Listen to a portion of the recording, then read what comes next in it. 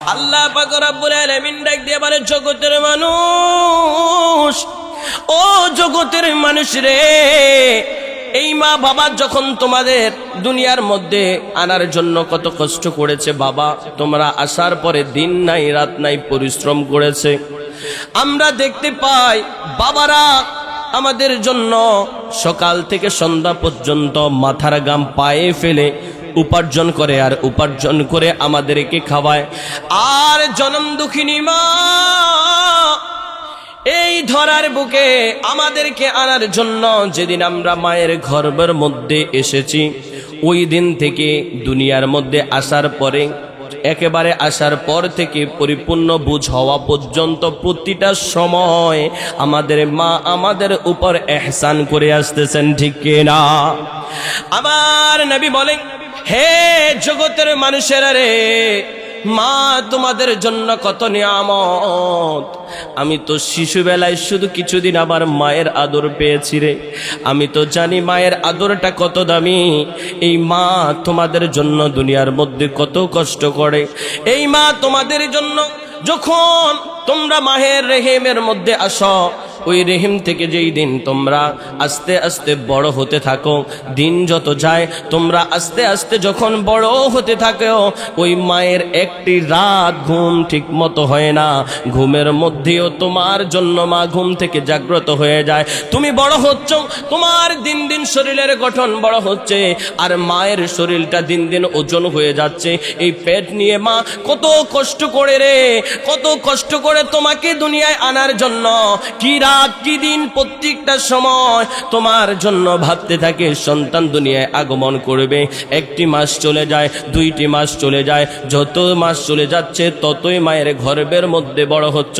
যখন বড় হতে হতে 10টি মাস পরিপূর্ণ হয়ে যায়, তুমি যখন দুনিয়ায় আসার সময় হয়ে যায়, এই সময়টা তোমার মা চটপট চটপট করতে থাকে, কখন সন্তান দুনিয়ার মধ্যে আসবে আর কখন এই সন্তানের মুখ দেখবে। এইভাবে মা সারাটি দিন নাই রাত নাই সর্বসময় সন্তানের জন্য, সন্তানকে দুনিয়ায় আনার জন্য কষ্ট করে যায়। এই মায়ের উপর কখনো তোমরা অন্যায় করিও না রে।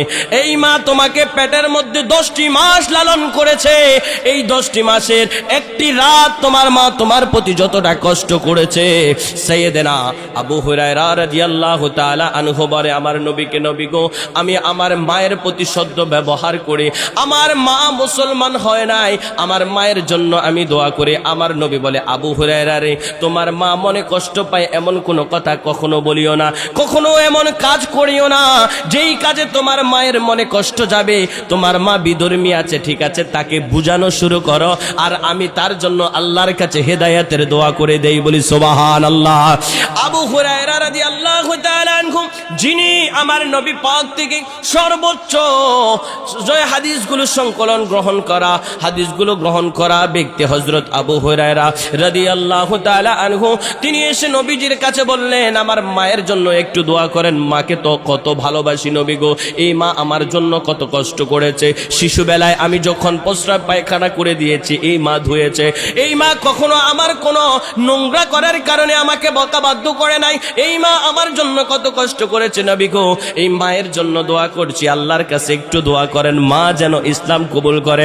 আমার নবী পাক সাল্লাল্লাহু আলাইহি ওয়াসাল্লাম ডাক দিয়ে বলে, এ আবু হুরায়রা, ও আবু হুরায়রা রে, যাও তুমি বাড়ির মধ্যে চলে যাও। যাওয়ার পরে দেখতে পাবে সুন্দর একটি নমুনা তোমার বাড়ির মধ্যে ঘটে গিয়েছে। আবু হুরায়রা দৌড় মেরে বাড়ির মধ্যে চলে গেল। যাওয়ার পরে দেখলো মা সুন্দর করে উজু করে সুন্দর কাপড় পবিত্র হয়ে বসে আছে। বসে বসে আমার আল্লাহর জিকির, আমার নবীর দরুদ পড়ে, বলি সুবহানাল্লাহ, চিৎকার দিয়ে বলি সুবহানাল্লাহ। মায়ের জন্য দোয়া করেছে আল্লাহর কাছে, আল্লাহ এই মা আমার জন্য কত কষ্ট করেছে, এই মা জাহান্নামে যাক, এটা আমি সহ্য করব না। আল্লাহ গো, মাকে ইসলামের জন্য কবুল করো। আমার নবীজি যখন দোয়া করলো, আবু হুরায়রা রাদিয়াল্লাহু তাআলা আনহুর মা তিনি ইসলাম কবুল করে মুসলমান হয়ে গেলেন, বলি সুবহানাল্লাহ। মায়ের প্রতি এত ভালোবাসা আবু হুরায়রা রাদিয়াল্লাহু তাআলা আনহু ছিল। হযরত আব্দুল্লাহ ইবনে ওমর রাদিয়াল্লাহু তাআলা আনহু এর একটি ঘটনা, এক ব্যক্তি এসে বলে, হে আব্দুল্লাহ ইবনে ওমর, হে আমিরুল মুমিনিন ওমর রাদিয়াল্লাহু তাআলা আনহুর ছেলে, হে আব্দুল্লাহ, আপনার কাছে আরজ করছি গো, আমি আমার মাকে অনেক ভালোবাসি। আমার মাকে ভালোবেসে আমার মা বৃদ্ধ হয়ে গিয়েছে, ওই মাকে আমি কাঁধের মধ্যে করে আমি আমার পুরো হজের কার্যক্রমগুলো সম্পন্ন করেছি। হজ করেছি, মাকে নিয়ে তাওয়াফ করেছি, সাফা মারওয়া সাই করেছি, সব কিছু করে আমি হজের কার্যক্রম শেষ করলাম। আমি কি আমার মায়ের যতগুলো আমার প্রতি পাওনা হক আছে সেটা আদায় করতে পেরেছি কিনা? হযরত সাইয়েদনা আব্দুল্লাহ ইবনে ওমর রাদিয়াল্লাহু তাআলা আনহু ডাক দিয়ে বলে, হে আমার ভাইরে, ও ভাই শুনে নাও, তুমি যতটুকু করেছো, তোমার মা যে তোমাকে গর্ভের মধ্যে লালন করেছে, একটি রাত যে কষ্ট করেছে, সেই একটি রাত কষ্টের পরিশ্রমের মাত্রাও তুমি শেষ করতে পারো নাই। বলো আল্লাহু আকবার। কি করেছে? মাকে কাঁধের মধ্যে, বৃদ্ধ মাকে কাঁধের মধ্যে নিয়ে কি করেছে? সেই 7 বার পবিত্র কাবা শরীফ তাওয়াফ করেছে, 7 বার সাফা মারওয়া সাই করেছে, পুরো হজের কাজ মাকে কাঁধে নিয়ে করেছে। যারা হজ করতে যায় তারা বুঝতে পারে, এই যখন তাওয়াফগুলো করা হয়, তারপর তাওয়াফের মধ্যে তেমন কষ্ট বেশি না হলেও যখন কি করে সাফা মারওয়া সাই করে, শরীরটা অনেক একেবারে দুর্বল হয়ে যায়। কারণ সাফা মারওয়া সাই করার সময় শরীরটা অনেক কষ্টসাধ্য। তখন যদি কারো বোঝা থাকে অথবা কেউ যদি আপনার কাঁধে থাকে, আরো কত কষ্ট হবে। ওই ব্যক্তি বলতেছে, হযরত আব্দুল্লাহ ইবনে ওমর রাদিয়াল্লাহু আমিরুল মুমিনিন ওমর ফারুক রাদিয়াল্লাহু তাআলা আনহুর সন্তান, হে আব্দুল্লাহ রাদিয়াল্লাহু তাআলা আনহু, আপনাকে বলছি যে আমি আমার মাকে এইভাবে নিয়ে হজ করেছি, এই পরিশ্রমটা করেছি, আমার মায়ের আমার কাছে পাওয়া হকটা কি আদায় হয়েছে? তিনি বললেন, না রে পাগলা, তোমার মায়ের হক আদায় করা এত সহজ না। তোমার মা যে তোমাকে নিয়ে 10 মাস পেটের মধ্যে নিয়ে রাত্রি যাপন করেছে, একটি রাত যেই কষ্ট করেছে, তার একটা মাত্রা পর্যন্ত তুমি শেষ করতে পারো নাই। চিৎকার দিয়ে বলি আল্লাহু আকবার। মাকে ভালোবাসেন সবাই? বলেন না, মাকে ভালোবাসেন? বাবাকে ভালোবাসেন? এই মা বাবাকে যদি ভালোবাসতে পারেন, আমার নবী পাক সাল্লাল্লাহু তাআলা আলাইহি ওয়াসাল্লাম হাদিসে মুবারকার মধ্যে বলে, যেই ব্যক্তি মা বাবাকে সন্তুষ্ট করলো, যে ব্যক্তি কাকে সন্তুষ্ট করলো? মা বাবাকে সন্তুষ্ট করলো। এই মা বাবা যদি সন্তানের উপর সন্তুষ্ট হয়ে যায়, তবে শুনে নাও, এই সন্তুষ্টির কারণে আমার আল্লাহ খুশি হয়ে যায়। চিৎকার দিয়ে বলি সুবহানাল্লাহ। আর জোরে বলি সুবহানাল্লাহ। সুবহানাল্লাহ বলতে কি কষ্ট হয়? আমরা আমাদের মা বাবাকে ভালোবাসি আল্লাহকে পাওয়ার জন্য, মা বাবাকে ভালোবাসি রসুলকে পাওয়ার জন্য। যদি আল্লাহ এবং রসুলকে পাইতে চাই, আমাদের মা বাবার সাথে সদ্য আচরণ করতে হবে। কথা বুঝতে পেরেছেন? ওয়াইসেল কারানীর নাম শুনেছেন? হযরত ওয়াইস কারানীর নাম শুনছেন না? শুনেছেন? ওয়াইসেল কারানীর নাম শুনেছেন? যিনি মায়ের সেবায় সারাটা জীবন কাটিয়ে দিয়েছে। মাকে এসে বলে, মা গো, আমার নবীজিকে আমি জীবনের চাইতে বেশি ভালোবাসি। ওয়াইসেল কারানী বলছে, ইয়া মা, আমি আমার রসুলকে আমার জীবনের চাইতে বেশি ভালোবাসি। রসুল মদিনাতুল মুনাওয়ারায় আছে, আমি একটু আমার রসুলকে দেখার জন্য পাগল হয়ে আছি। মা বলে, বাবারে, তুই যাবি ভালো কথা, আমি তো বৃদ্ধ মানুষ, আমাকে রেখে যদি যাও তাহলে আমি কি করব? আমার দেখাশোনা কে করবে? যখন মা এই কথা বলল, ওয়াইসেল কারানী নিজে নিজে চোখের পানি ছেড়ে বলেছে, আমি আমার রসুলের কাছে যাব, সেটা তো বড় আমার পাওনা, কিন্তু আমার রসুলের কাছে গেলে যদি আমার মায়ের কষ্ট হয়, আর মার কষ্ট হলে যদি মা যদি আল্লাহর কাছে বদদুয়া দিয়ে দেয়, আমার রসুলের দরবারে গিয়ে আমার 2 টাকার ফায়দা হবে না। সুতরাং আমার মাকে আমি খুশি করব। আমি আমার রসুলের দরবারে যাইতে পারি কি না পারি, আমার রসুল আমার কাছে চলে আসবে ইনশাআল্লাহ। মনের আকীদা, দৃঢ়তা কতটা শক্ত! রসুলের তখন রসুল দুনিয়ার মধ্যে ছিলেন। ওয়াইসেল কারানী বলতেছে যে, মাগো, আমি নবীজির কাছে যেতে চাই। বলল, বাবা যা, আমার কোনো আফসোস নাই, কিন্তু এই কথাটা বলে যা, আমাকে কার কাছে রেখে যাবি? ওই মায়ের সেবায় তিনি মগ্ন ছিলেন পুরোটা সময়। মায়ের সেবায় ওয়াইসেল কারানী নিজের জিন্দেগি কাটিয়ে দিলেন, পুরোটা জিন্দেগি মায়ের জন্য কাটিয়ে দিলেন। একদিন শুনতে পেলেন উহুদের ময়দানের মধ্যে যুদ্ধ ঘটেছে। উহুদের ময়দানের মধ্যে যুদ্ধ হচ্ছে, একদিন এই কথা শুনতে পেরে ফয়সাল কারেনি যখন শুনতে পেল উহুদের ময়দানে যুদ্ধ হচ্ছে, তিনি বসে গিয়েছেন, বসে বসে ভাবতেছে, হায় রে, ওই উহুদের যুদ্ধের মধ্যে যদি আমিও শরীক হইতে পারতাম। এই কথা ভাবতে ভাবতে কারো না কারো মাধ্যমে জানতে পারলেন। উহুদের যুদ্ধটা যখন সংগঠিত হয়ে গেল, এরপরে শুনতে পেল আমার নবী পাক সাল্লাল্লাহু আলাইহি ওয়াসাল্লামের দন্ত মোবারক থেকে একটা মুখের দন্ত মোবারক থেকে দাঁত মোবারক ভেঙে জমিনের মধ্যে পড়ে গিয়েছে।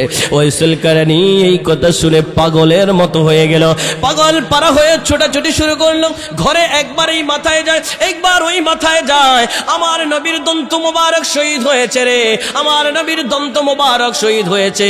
এই কথা বলে কাঁদতে কাঁদতে হঠাৎ করে হাতের কাছে বড় একটা পাথর পেল, যেই পাথরটা দিয়ে মুখের সামনের দুটো দাঁত নিজে বাড়ি দিয়ে ভেঙে ফেললেন। ভাঙার পরে ভাবতেছে, হায় রে, আমার নবীর যদি এই দুইটা দাঁত না ভেঙে যদি পাশের দাঁতটা ভেঙে থাকে, আমি তো আমার নবীজির দুঃখে দুঃখিত হতে পারলাম না। এই কথা চিন্তা করে ফয়সাল কারেনি রাদিয়াল্লাহু তাআলা আনহু আবার নিজের পাশের আরেক অন্য দাঁতগুলো ভাঙতে শুরু করলো।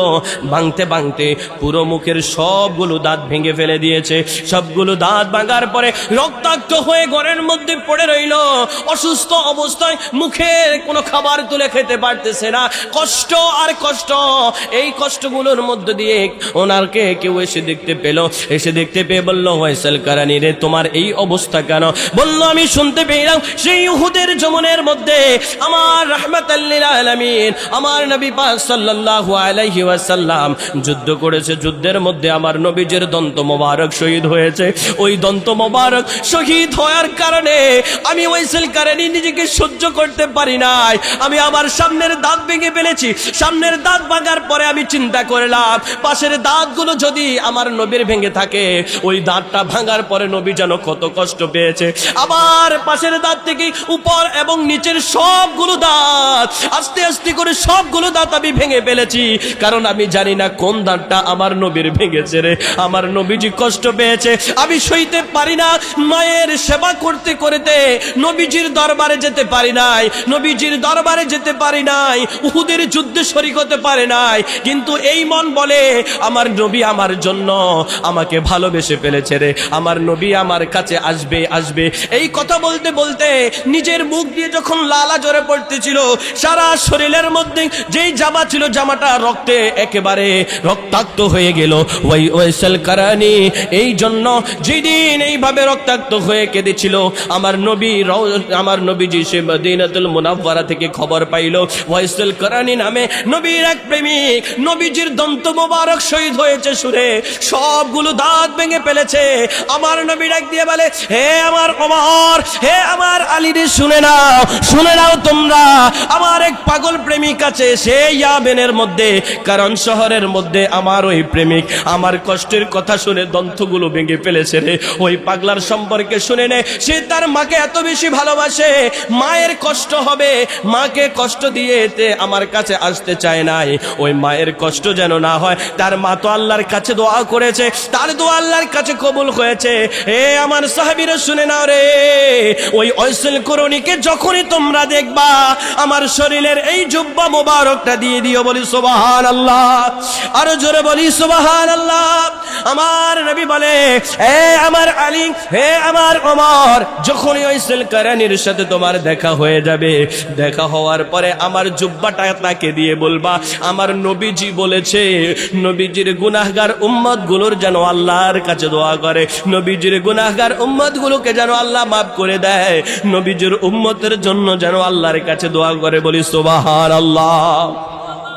আমার নবীজি সাল্লাল্লাহু আলাইহি সাল্লাম সেই ফয়সাল কারেনি রাদিয়াল্লাহু তাআলা আনহুর জন্য জুব্বা মোবারক পাঠিয়ে দিলেন, এবং সাহাবায়ে কেরাম সাইয়েদনা ওমর এবং আলী রাদিয়াল্লাহু তাআলা আনহুকে বলে দিল, যখনই দেখা হবে আমার সালাম তাকে দিও। সুবহানাল্লাহ বলেন। নবীজি সালাম দিচ্ছে, নবীজি বলতেছে ফয়সাল কারেনিকে আমার সালাম দিবে, এবং সালাম দেওয়ার পরে আমার পক্ষ থেকে তাকে সালাম দেওয়ার পরে আমার এই জুব্বাটা তাকে দিয়ে দিবে। আমি তাকে হাদিয়া তোহফা হিসেবে দিলাম, এই জুব্বাটা তার জন্য আমি রেখে দিয়েছি। বলি সুবহানাল্লাহ। মায়ের সেবায় যদি নিজের জীবন গঠন করতে পারেন, বাবার সেবায় নিজের জীবন যদি গঠন করতে পারেন, আপনার খুশিতে আপনার মা বাবা খুশি, মা বাবার প্রতি সদয় আচরণ করার কারণে আল্লাহ খুশি, রসুল খুশি। আল্লাহ রসুল যখন আপনার উপর খুশি, দুনিয়া আখিরাত দুটোই আপনার কদমের মধ্যে ঝুঁকে পড়বে ইনশাআল্লাহ। আমরা নবীজিকে ভালোবাসি তো, আল্লাহকে ভালোবাসি তো। যদি আল্লাহকে ভালোবাসি, নবীজিকে ভালোবাসি, তাহলে আমরা বেশি বেশি করে আমাদের মা বাবার খেদমত করতে হবে।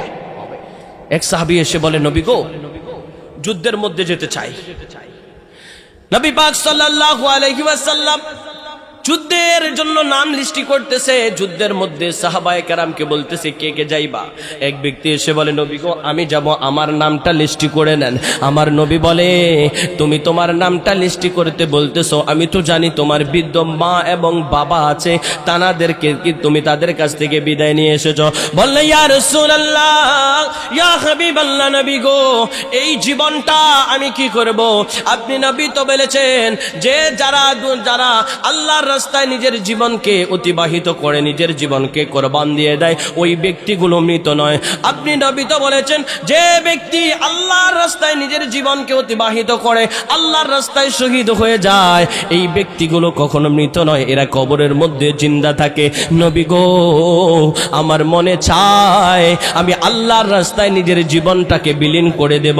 আল্লাহর রাস্তায় নিজের জীবনটাকে বিলীন করে দিয়ে আমি আমার আল্লাহর সন্তুষ্টি অর্জন করে আমি সেই জান্নাতের মধ্যে চলে যাব।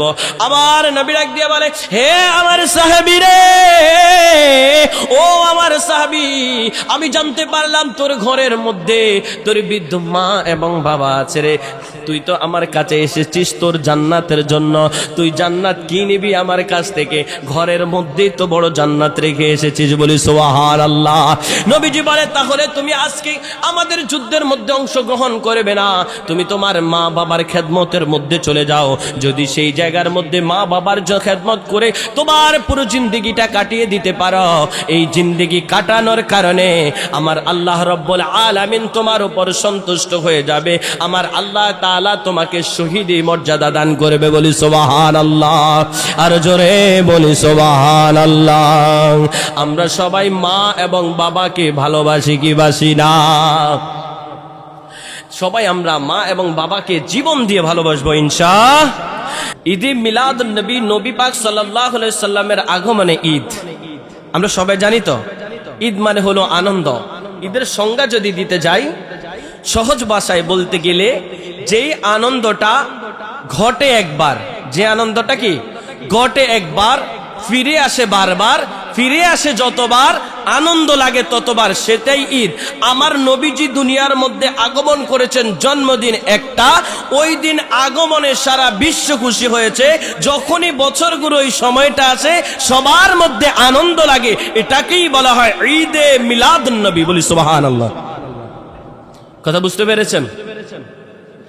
যে নবী পাক সাল্লাল্লাহু আলাইহি সাল্লামের ঈদে মিলাদুন নবী আমরা সহজ ভাষায় বুঝে গেলাম কি? প্রথমত ঈদের সংজ্ঞা তো আমরা বুঝলাম, যেটা আসে ঘটে একবার, খুশি লাগে বারবার, খুশি লাগে ততবার, এটা বারবার ঘুরে আসার পরে যতবার জিনিসটা মনে হলে আনন্দ লাগে, এটাকেই বলা হয় ঈদ। আর নবীজির আগমন ঘটেছে একবার, আর যখনই এই আগমনের কথা আমাদের স্মরণে আসে তখনই আনন্দ লাগে, এটাকে বলা হয়েছে ঈদে মিলাদুন নবী, নবীজির আগমনের ঈদ। বলি সুবহানাল্লাহ। নবীজির আগমনে আমরা খুশি না বেজার? বলেন না, খুশি না বেজার? তো নবীজির আগমনে যদি আমরা খুশি হই, আমরা যদি নবীজির আগমনে খুশি হই, আর যদি কারো মনের মধ্যে কষ্ট আসে, আমাদের কিছু যায় আসে না। কারণ আমার নবী রাহমাতাল লিল আলামিন যেদিন এই ধরার বুকে তাশরিফ এনেছেন, নবীজি দুনিয়ায় আসবেন, মা আমেনার ঘর মোবারকের মধ্যে চারজন রমণী উপস্থিত হয়ে গেল। হযরত হাওয়া, মারিয়াম, হাজরা, আসিয়া, চারজন জান্নাতি রমণী এসে আমার নবীর মাকে আহলান ওয়া সাহলান জানিয়েছেন আমার নবীজির আম্মাজান আমেনা রাদিয়াল্লাহু তাআলা আনহাকে যখন আমার নবীজির আগমনের সংবাদটা ওই জান্নাতি রমণীরা এসে উপস্থিত হলো, তখন সংবাদটা দিল। মা আমেনা বলে, আপনারা কারা, কেন এসেছেন? বলল, আমরা আল্লাহর পক্ষ থেকে, জান্নাত থেকে এসেছি, আমার আল্লাহ আমাদেরকে পাঠিয়েছে। আজকে রাহমাতাল লিল আলামিন নবীজি দুনিয়ায় আগমন করবেন। ওই নবীজির আগমনে আমরা আমাদের কোল মোবারকে আমার নবীকে নিব। চিৎকার দিয়ে বলি সুবহানাল্লাহ, আরে জোরে বলি সুবহানাল্লাহ। নবীজির আগমনে আমরা খুশি না বেজার? নবীজির আগমনে খুশি হয় না এমন তো কেউ পৃথিবীর মধ্যে আছে বলে আমার মনে হয় না, একমাত্র ইবলিস ব্যতীত। কারণ ইবলিস তো আমার নবীজির আগমনে খুশি হতে পারে নাই, কারণ তার শয়তানিয়াত ধ্বংস। শয়তানিয়াত যখন ধ্বংস হয়ে যায় তখন তো সে খুশি হবে না। সম্মানিত হাজিরিন, আলোচনা করছি মহান আল্লাহ পাক রব্বুল আলামিন এই দুনিয়ায় আমাদেরকে পাঠিয়েছেন আমার নবীজির উসিলায়। আল্লাহ তাআলা আমাদের নবীর উসিলায় দুনিয়ায় পাঠিয়েছেন, আর জানাদের মাধ্যমে এই দুনিয়ায় আমার নবী পাক সাল্লাল্লাহু আলাইহি সাল্লামের উসিলায় জানাদের মাধ্যমে দুনিয়ার মধ্যে এসেছি। এনারা দুইজন হলো, একজন আমাদের মা, একজন হলো বাবা। ঠিক কিনা বলেন না? ঠিক কিনা? নবীজিকে মানি তো, আল্লাহকে মানি তো। আল্লাহকে যদি মানি, আল্লাহ রাব্বুল আলামিন পবিত্র কালামে ফাকের সূরা বনি ইসরাঈলের মধ্যে ডাক দিয়ে বলে, ও জগৎবাসীরা, ওয়া ক্বাদা রাব্বুকা আল্লা তা'বুদু ইল্লা ইয়াহু ওয়া বিল ওয়ালিদাইনি ইহসানা। বলি সুবহানাল্লাহ। আমার আল্লাহ পাক রব্বুল আলামিন মহা পবিত্র কোরআনে পাকের মধ্যে সূরা বনি ইসরাঈলের মধ্যে ডাক দিয়া বলে, জগতের মানুষেরা রে, ওয়াকাদা রাব্বুকা আল্লা তা'বুদু ইল্লা ইয়াহু ওয়া বিল ওয়ালিদাইনি ইহসানা। বলে সুবহানাল্লাহ। আমার আল্লাহ পাক রব্বুল আলামিন ডাক দিয়া বলে, ও জগতের মানুষেরা রে, ও জগতের মানুষেরা শুনে নাও, আমি আল্লাহ রাব্বুল আলামিন তোমাদেরকে জানাদের মাধ্যমে এই দুনিয়ার বুকে পাঠিয়েছি। জানাদের মাধ্যমে তোমরা দুনিয়ায় আগমন করেছো। ওই মা বাবার প্রতি সদ্য আচরণ করা, ওই মা বাবার প্রতি সঠিক ব্যবহার করা, এটা আমি আল্লাহ রাব্বুল আলামিন তোমাদের জন্য ফরজ করে দিয়েছি। সুতরাং ওই মা বাবার সাথে উত্তম আচরণ, উত্তম ইহসানের সাথে কথা বলিবে। বলি সুবহানাল্লাহ। মা কেন এত দামি জানি না সকলে, বলেন মা কেন এত দামি জানি না সকলে। জানতো যদি পড়তো দেখে কোরআন হাদিস খোলে, জানতো যদি পড়তো দেখে কোরআন হাদিস খোলে। একটি হজের সওয়াবে মিলে, একটি হজের সওয়াবে মিলে, মাকে একবার দেখিলে। মা কেন এত দামি জানে না সকলে, মা কেন এত দামি জানে না সকলে। জানতো যদি পড়তো দেখে কোরআন হাদিস খোলে। আমরা সবাই মা এবং বাবাকে জীবন দিয়ে ভালোবাসবো, শুধুমাত্র আল্লাহ এবং আল্লাহ রসুলকে পাওয়ার জন্য। ঠিক না?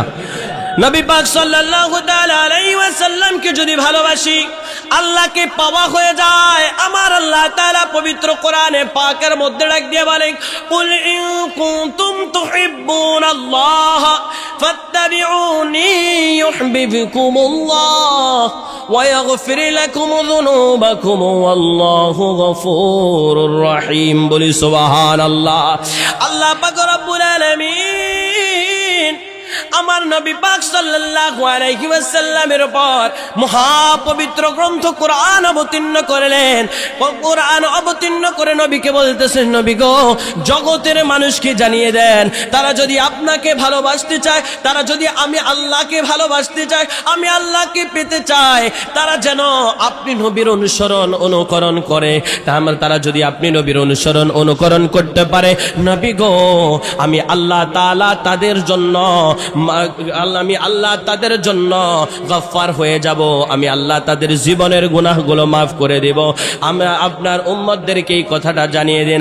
আমার নবী পাক সাল্লাল্লাহু আলাইহি ওয়াসাল্লাম উম্মতকে ডেকে বলে, উম্মত রে, আমার আল্লাহকে যদি পাইতে চাও আমি নবীর অনুসরণ করো, বলি সুবহানাল্লাহ। নবী পাক সাল্লাল্লাহু আলাইহি ওয়াসাল্লামের অনুসরণ করেছেন সাহাবায়ে কেরাম। নবীজি বলেছে ওই ব্যক্তিরাই সত্যের পথ পেয়ে যায় যে ব্যক্তিরা আমি রাসূল এবং আমার সাহাবায়ে কেরামের পদাঙ্ক অনুসরণ করে, বলি সুবহানাল্লাহ। নবী পাক সাল্লাল্লাহু আলাইহি ওয়াসাল্লামকে পাইতে হলে সত্যিকারের যারা হক্কানি ওলি কামেল রয়েছে, যারা আমার নবীর ওয়ারাসা সত্যিকারের আলেম ওলামা রয়েছে, তাদের সাথে সঠিকভাবে আচরণ করে, তাদেরকে ভালোবেসে, তাদের সাথে থেকে, তাদের সাহচর্য থেকে নিজেদেরকে পরিপূর্ণ একজন ব্যক্তি হিসেবে, মুসলমান হিসেবে গড়ে তুলে নবীজিকে খুশি করাইবা। নবীজিকে খুশি করাইলে আমার আল্লাহ রাব্বুল আলামিন তোমার উপর খুশি হয়ে যাবে, বলি সুবহানাল্লাহ। আর জোরে বলি সুবহানাল্লাহ। আল্লাহ তাআলা বলে, যেই ব্যক্তি আমার জিকির করে, কি করে?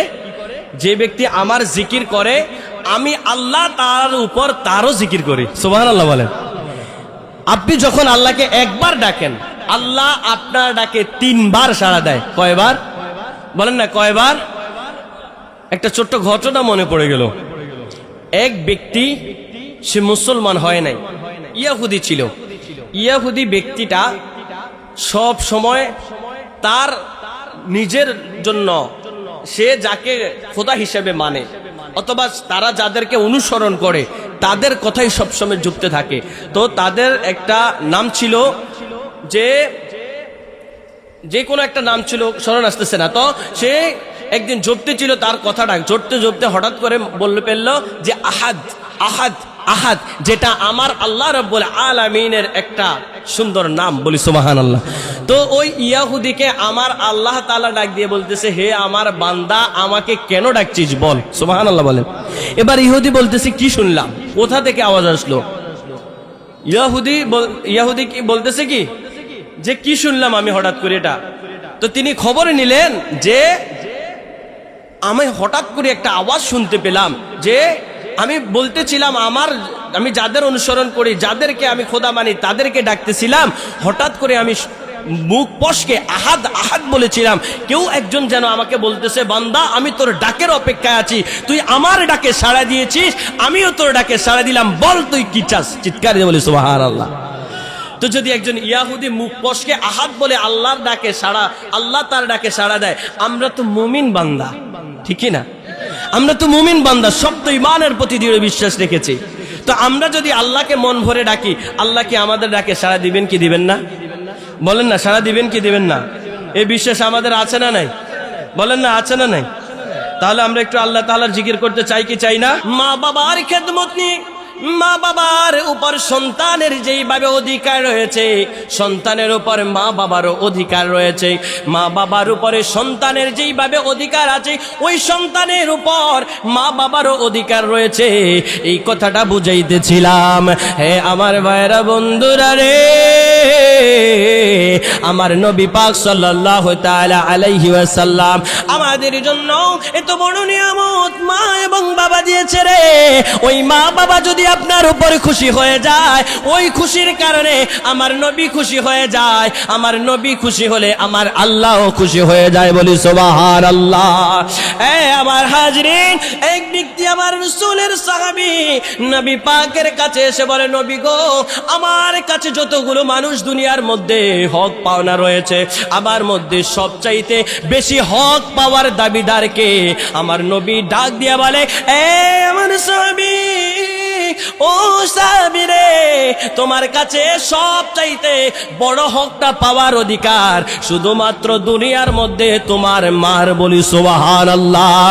এই সাহাবী ডাক দিয়া বলে, ইয়া রাসূলুল্লাহ, ইয়া হাবিবাল্লাহ, নবী গো, প্রথম সবচাইতে বড় হকটা মা পাওয়ার অধিকার রয়েছে, 2 নম্বরে আমার কাছে, এরপরে হক পাওয়ার অধিকার কার? আবার নবী ডাক দিয়া বলে, সাহাবী রে, আমার সাহাবী শুনে নাও, আমি তোমাকে বলে দিচ্ছি এরপরে যে হকটা তোমার কাছে পাওয়ার যোগ্য সেটাও তোমার কাছে তোমার মা। বলি সুবহানাল্লাহ। এবার সাহাবী ডাক দিয়ে বলে নবী গো, প্রথম তো বুঝতে পারলাম আমার মা আমার কাছে সবচাইতে বড় হক পাওনাদার, এরপরে বুঝতে পারলাম এটাও আমার মা সবচাইতে বড় পাওনা হকদার, এরপরে আমার কাছে হক পাওনাদার কে গো? আমার নবীজি বলে সাহাবী রে, এই সাহাবী, 3 নম্বরেও তোমার কাছে সবচাইতে বড় হক পাওনাদার তোমার মা। বলি সুবহানাল্লাহ। এবার সাহাবী বলে ইয়া রাসূলুল্লাহ, একবার বুঝলাম, 2 বার বুঝলাম, 3 বার বুঝলাম, 3 বারে যদি মা হকদার হয়, 4 নম্বরে আমার কাছে সবচাইতে উত্তম সবচাইতে বড় হকদার কে? আমার নবী বলে 4 নম্বরে হলো তোমার বাবা। বলি সুবহানাল্লাহ।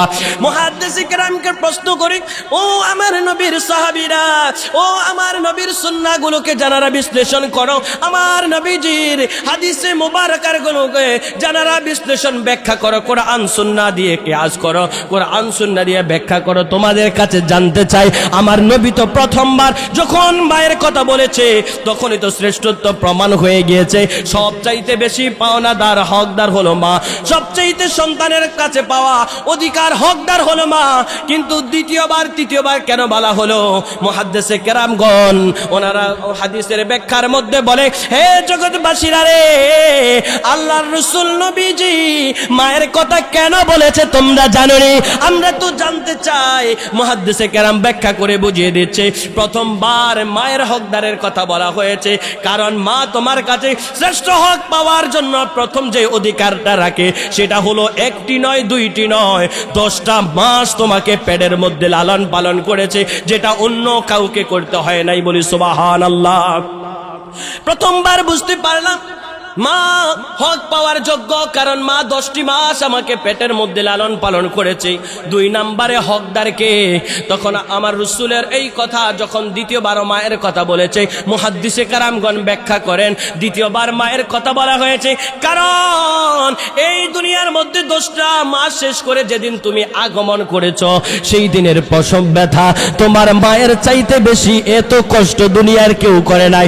যেই দিন তুমি দুনিয়ায় আগমন করবে, তুমি দিন হোক আর রাত হোক, তোমার মা তোমাকে দুনিয়ায় আনার জন্য যেমন পাগল পারা ছিল, নিজের জীবনটা নিয়েও তেমনটা ভয় ছিল। কারণ কত সন্তান দুনিয়ায় আসার সময় মা দুনিয়া থেকে বিদায় নিয়ে চলে যায়, সন্তান দুনিয়ায় আসে মা মরে যায়, এমন ঘটনা আমাদের সমাজে ঘটে কি ঘটে না? বলেন না ঘটে কি ঘটে না?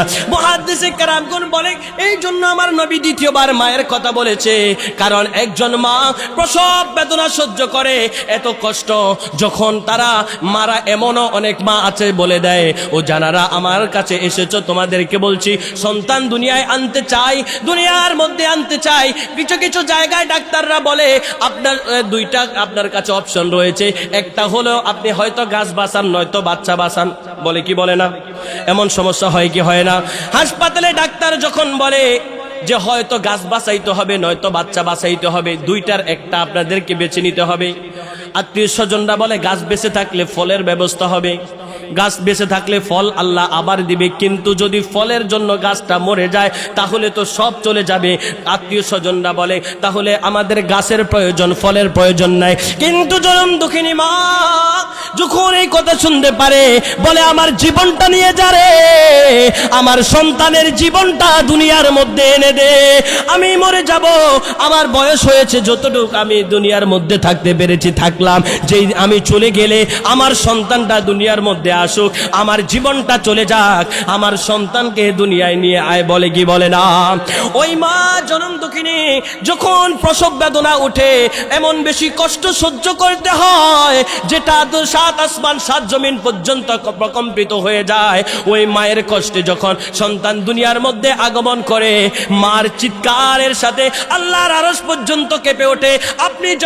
আমি যখন মায়ের গর্ভ থেকে দুনিয়ায় আসি, কিতাবের মধ্যে আসছে আমরা যখন পাওটাকে ভিতরের মধ্যে ঝাঁকি দিয়েছি, বাহিরে আসার সময় পাওটা ঝাঁকি দিলে তখন মায়ের কলিজার পাশে এক জায়গার মধ্যে পায়ের মুড়া দিয়ে যখন একটা আঘাত পড়ে, ওই কলিজার পাশে একটা সেদা পর্যন্ত হয়ে যায়। বলে আল্লাহু আকবার।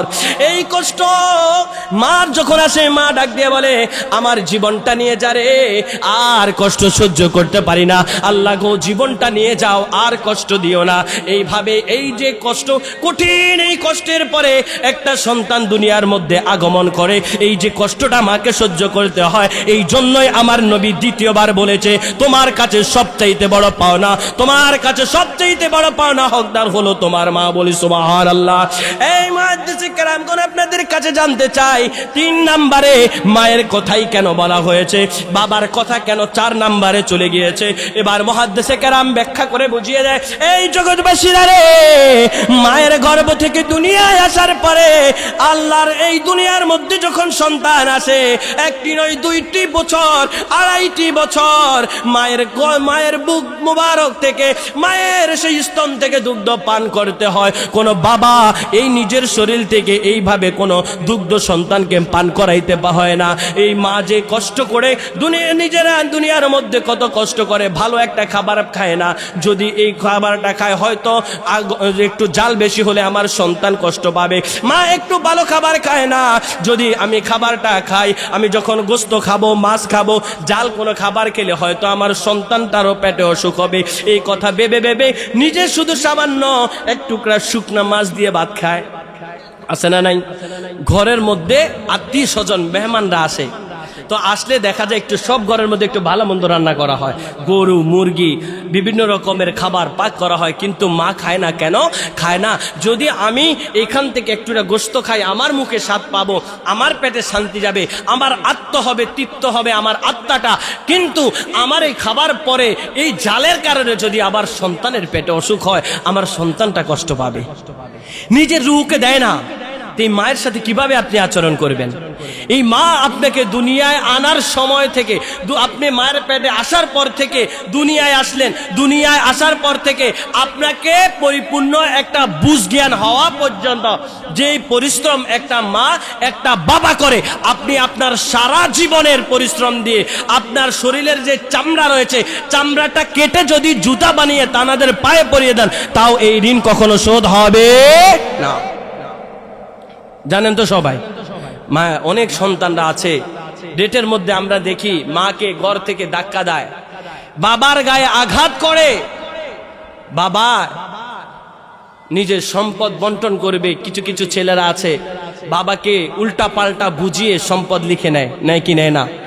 সন্তান 3 জন 4 জন, দেখা যায় একটা ছেলে একটু বেশি চালাক, আসলে সে দুনিয়ায় সবচেয়ে বড় নির্বোধ। যে এই চালাকিটা করে সে দুনিয়ার সবচেয়ে বড় নির্বোধ।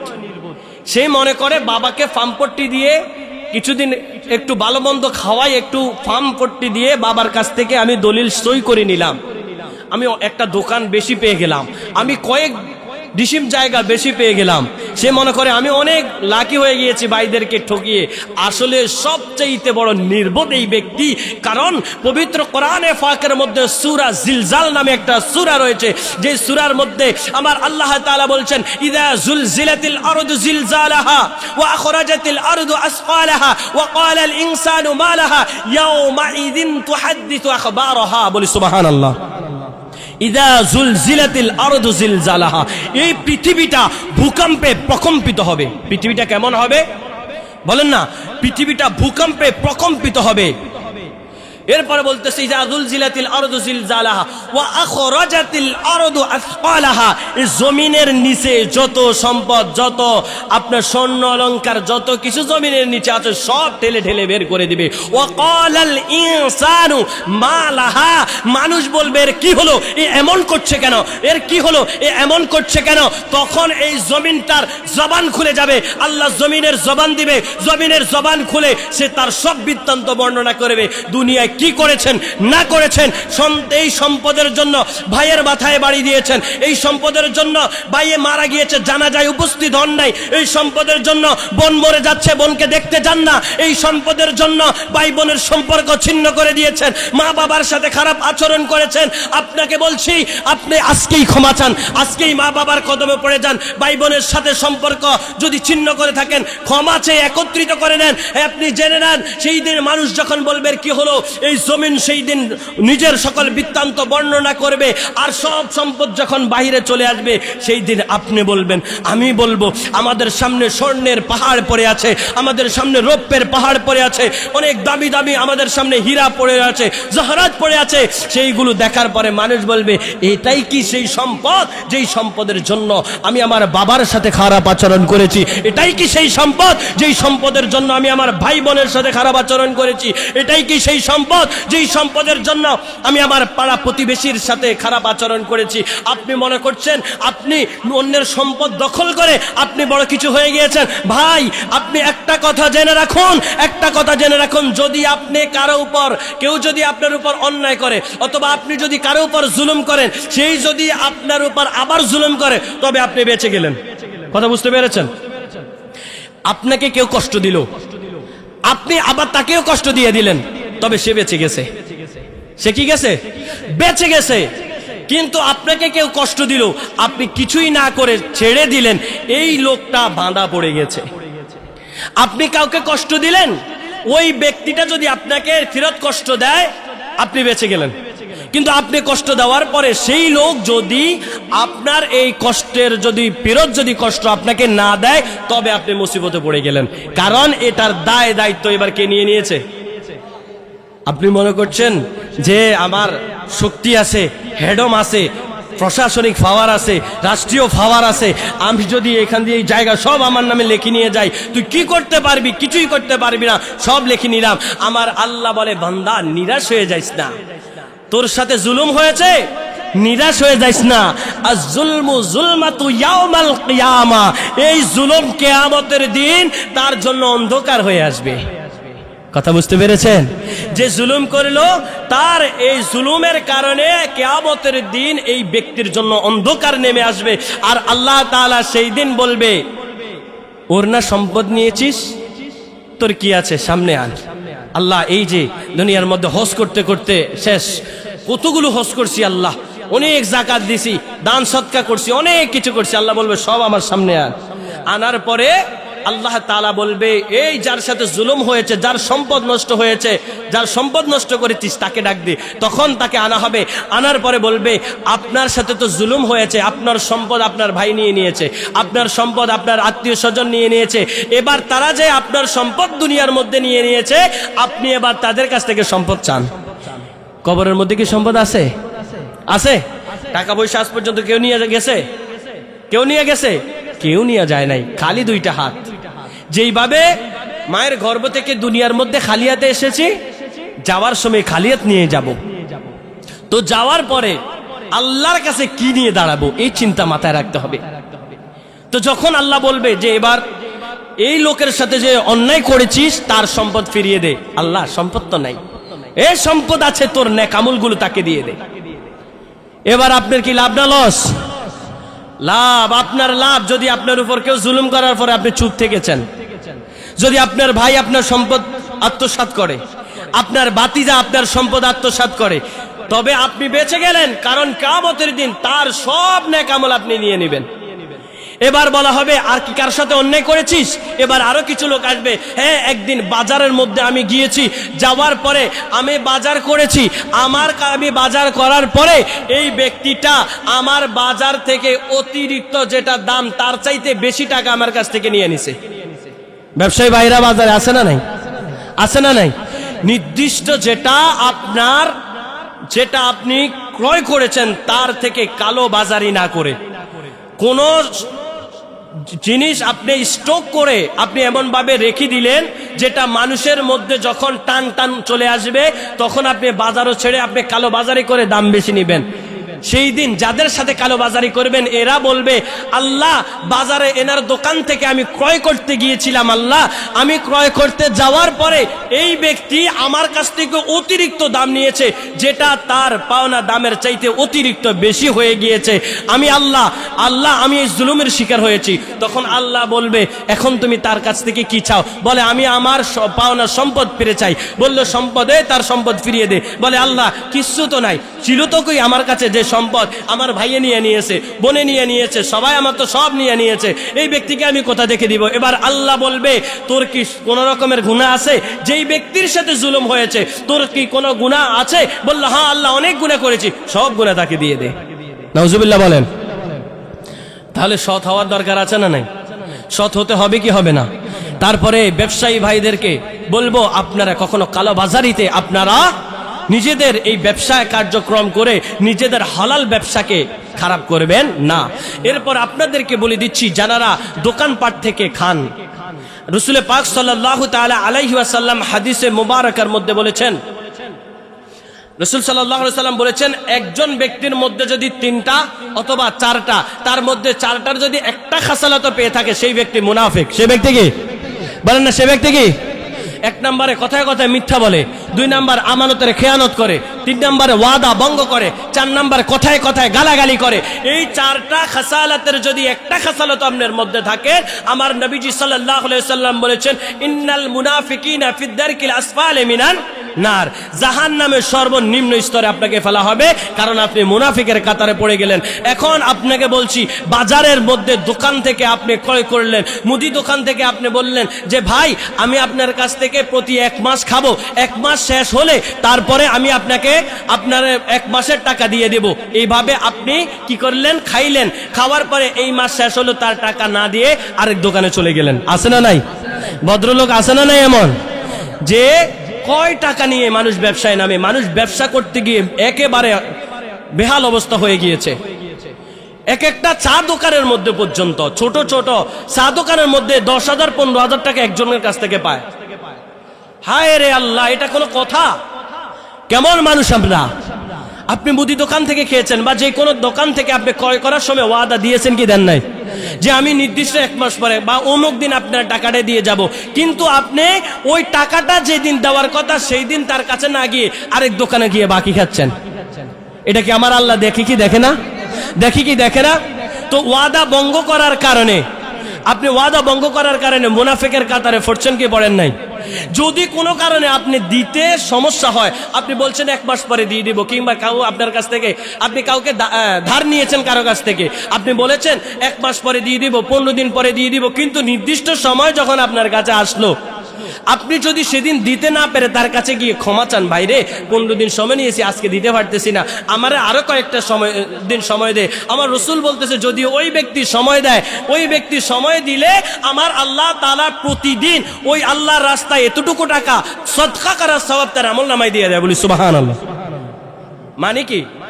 আমি আপনার কাছ থেকে 10,000 টাকা ধার নিয়েছি, বলেছি 15 দিন পরে দিব, তো আপনি প্রতিদিন 10,000 টাকা আল্লাহর রাস্তায় দান করার সাদাকা আপনি পাচ্ছেন।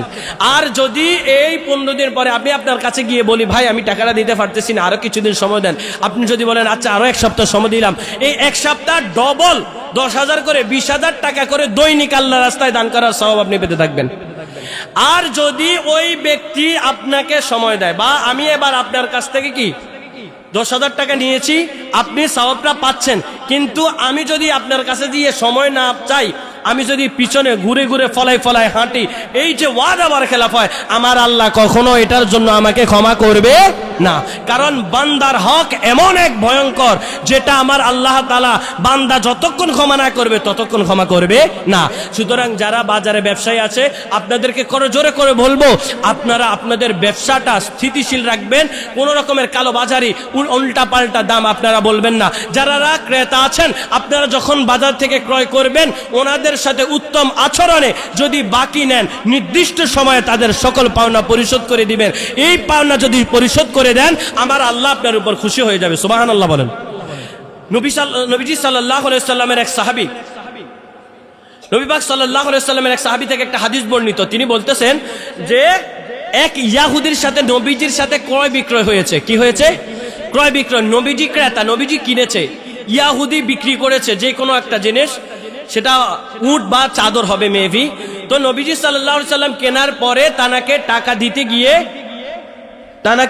দিতে গিয়ে কি হয়েছে, যে নবী সাল্লাল্লাহু আলাইহি সাল্লাম যখন ওনাকে টাকা দিবে, যেই দিন একটা সময় দিয়েছে অমুক দিন আপনার টাকাটা দিয়ে দেব, তো সেই দিন যিনি পাওনাদার উনি আসে নাই, কিন্তু নবীজি গিয়ে উপস্থিত। একটা দিন পুরা চলে গেল, কিন্তু ওই ব্যক্তি টাকা নিতে আসে নাই। পরবর্তী দিন কোনো এক কাজে যাওয়ার সময় নবীজির সাথে দেখা, নবীজি বলতেছে, ভাই আপনি তো আমার কাছ থেকে গতকালকে এখান থেকে এসে টাকাটা নেওয়ার কথা, বলতেছে আপনি আমার জন্য কি এখানে অপেক্ষা করতেছেন? বললো, একদিন আমি আপনাকে ওয়াদা দিয়েছি এখানে এসে টাকা দিব, আমি একটা দিন পুরো দাঁড়িয়ে রয়েছি শুধুমাত্র আপনার টাকাটা আপনাকে বুঝিয়ে দেওয়ার জন্য, আপনি আসেন নাই, আমাকে একটা দিন কষ্ট দিয়েছে। ওই ইয়াহুদি বলতেছে, যেই ব্যক্তি নিজের ওয়াদা রক্ষার জন্য একদিন এক জায়গার মধ্যে স্থিরভাবে দাঁড়িয়ে থাকতে পারে, এই ব্যক্তি আর যাই হোক সাধারণ কোনো মানুষ হতে পারে না। ইয়া রাসূলুল্লাহ, আমি ঈমান আনলাম, আমাকে মুসলমান হিসেবে কবুল করেন, বলি সুবহানাল্লাহ। এটা হলো মুসলমানের চরিত্র, এটা হলো মুসলমানের চরিত্র, যে আমার রাসূলের অনুসরণ এবং মতে নিজের জীবনকে পরিচালিত করবে। এই ব্যক্তিটিকে আমার নবীজি বলেছে, আমি আমার নিজের হাতে ধরে তাকে শাফাত করে জান্নাতে নিয়ে যাব, বলি সুবহানাল্লাহ। যদি নবীজির শাফাত চান, সঠিক দোকানদার হন। আর নবীজির যদি শাফাত পেতে চান, তবে সঠিকভাবে দোকানদারদের নির্দিষ্ট সময়ের মধ্যে তাদের টাকাগুলো দিন, যেন তারা আবার আপনাকে খাওয়াইতে পারে, আবার দোকানের মধ্যে মাল উঠাইতে পারে। আপনি এই কাজটা কখনো করবেন না যে তাদেরকে কষ্ট দিয়ে আপনি আপনার নিজের সময়গুলো আপনি পালিয়ে বেড়াবেন। কোনো কারণে দিতে না পারলে তাদের কাছে ক্ষমা চাই, কিছুদিন সময় নেবেন। তবে একটা কথায় মাথায় রাখবেন, যদি দেওয়ার এবিলিটি না থাকে তাহলে কখনো বাকি বকেয়া করবেন না। মহান আল্লাহ তাআলা আমাদেরকে সকল রকমের নেফাকি মুনাফিকি থেকে হেফাজত করুক, বলে আমিন। আল্লাহ তাআলা মা বাবার খেদমত করার তৌফিক দান করুক, বলে আমিন। নবীজির প্রতি পরিপূর্ণ ভালোবাসা, আল্লাহর প্রতি আমাদের সম্পূর্ণ পরিপূর্ণ ভালোবাসা রেখে এই দুনিয়াকে আমরা যেন গুছিয়ে আখিরাতকে আমরা প্রস্তুত করতে পারি, মহান আল্লাহ তাআলা তৌফিক দান করুক, বলে আমিন। ওয়া মা আলাইনা ইল্লাল বালাগুল মুবিন। আসসালামু আলাইকুম ওয়া রাহমাতুল্লাহি ওয়া বারাকাতুহু।